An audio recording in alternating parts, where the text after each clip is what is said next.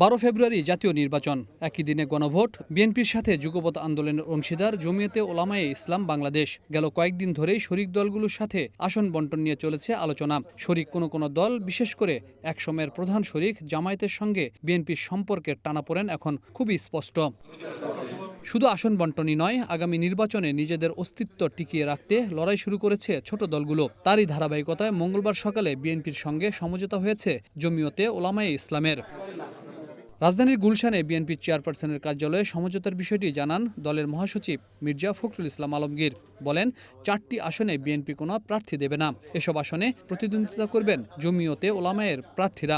সিলেট 5 আসনে মাওলানা মোহাম্মদ ওবায়দুল্লাহ ফারুক, ব্রাহ্মণবাড়িয়া 2 আসনে মাওলানা জুনায়েদ আল হাবিব, নীলফামারী 1 আসনে মাওলানা মঞ্জুরুল ইসলাম আফেন্দি, নারায়ণগঞ্জ 4 আসনে মুফতি মনির হোসেন কাশেমি।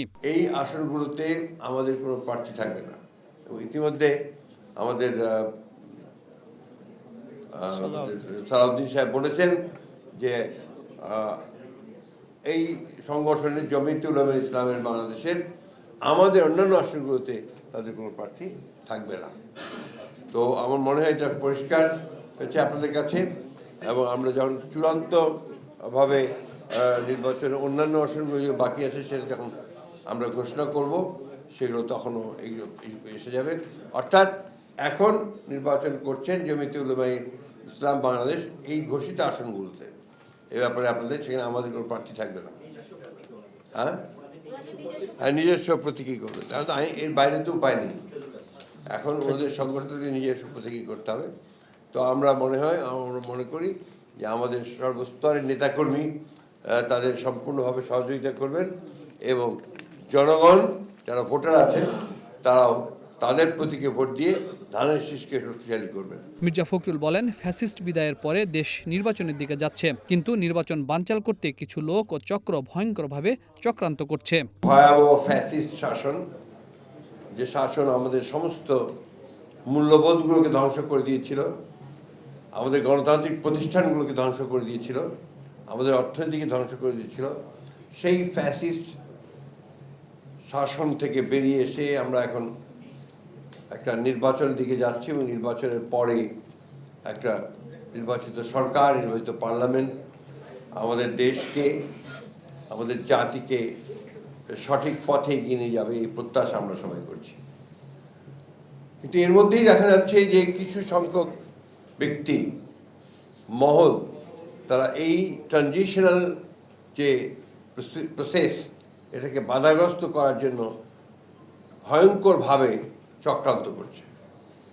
এবং আমি আজকে আবারও এই চক্রান্তের মাধ্যমে নিহত, শহীদ হয়ে যাওয়া উসমান হাদি, তার আত্মার মাগফিরাত কামনা করছি। সরকারের ব্যর্থতার কারণে আইন শৃঙ্খলা পরিস্থিতির যথেষ্ট অবনতি হয়েছে। আমাদের প্রত্যাশা ছিল যে প্রফেসর ইউনূসের যে সরকার, সেই সরকার অন্তত এই কয়েকটা মাস তারা তাদের যোগ্যতার পরিচয় দেবেন এবং এফিসিয়েন্সির সঙ্গে দেশকে পরিচালনা করবেন।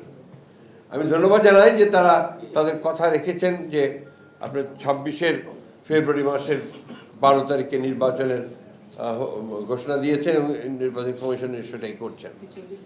কিন্তু নির্বাচনের যে পরিবেশ তৈরি করা, এই পরিবেশ তৈরি করা যে তাদেরকে আরও সচেতন এবং ইতিবাচক ভূমিকা পালন করা দরকার। যুগপৎ আন্দোলন ও শরিক দলগুলোর সঙ্গে আসন নিয়ে টানাপোড়েনের বিষয়ে মির্জা ফখরুল বলেন, সব সমস্যা কেটে যাবে, সকলের সাথে ভালোবাসা আরও বাড়বে। আসন সমঝোতা নিয়ে আপনাদের দীর্ঘদিনের যারা বন্ধু, তাদের সঙ্গে কিছুটা টানাপোড়েনের খবর সব শেষ হয়ে গেছে, ভালোবাসা আরও গভীর হয়েছে। এদিকে জমিয়তে ওলামায়ে ইসলাম বাংলাদেশের মহাসচিব বলেন, দেশ ও জনগণের জন্য অন্যান্য দলের চেয়ে বিএনপি আস্থাভাজন, তাই দলীয়ভাবে আলোচনা করেই বিএনপির সাথে নির্বাচনী জোট করার সিদ্ধান্ত হয়েছে। যেহেতু দেশ স্বাভাবিক অবস্থায় থাকে নাই, ইলেকশনি সমঝোতায় 2 শিবিরে 2 মেরুতে ভাগ হয়ে গেছে, আমরা এই দেশের পরিচালনার ব্যাপারে দেশ ও জাতির কল্যাণে আমাদের কাছে জাতীয়তাবাদী দলই অন্য দলের চাইতে বেশি আস্থাভাজন, যার কারণে জাতি ও দেশের কল্যাণের জন্য আমরা জাতীয়তাবাদী দল, শহীদ জিয়াউর রহমানের আপনার দল, আমাদের সাবেক প্রধানমন্ত্রী খালেদা জিয়ার দল, ওনাদের সময়ে দেশের যে অর্থনীতি বা স্থিতিশীলতা ছিল, যার কারণে আমরা দীর্ঘদিনের আপনার দেখা হিসাবে এই দেশের আস্থাভাজন একটা দল, যার হাতে এই দেশ সুপুর্দ করা যায়, আমরা জাতীয়তাবাদী দল মনে করি। যার কারণে আমরা বিশ্লেষণ করে, আমরা নিজে নিজে চিন্তাভাবনা করে সিদ্ধান্ত নিয়েছি যে আমরা ইলেকশন জাতীয়তাবাদী দলের সাথে করব। জামায়াত সহ একাধিক ধর্মভিত্তিক দল 1971 সালে মহান মুক্তিযুদ্ধের বিরোধিতা করলেও জমিয়তে ওলামায়ে ইসলাম মুক্তিযুদ্ধের পক্ষে অবস্থান নেয়, যে কারণে স্বাধীনতার পরে ধর্মভিত্তিক রাজনৈতিক দলগুলো নিষিদ্ধ হলেও জমিয়তে ওলামায়ে ইসলাম নিষিদ্ধ হয়নি। Habib Rahman, one news, Dhaka.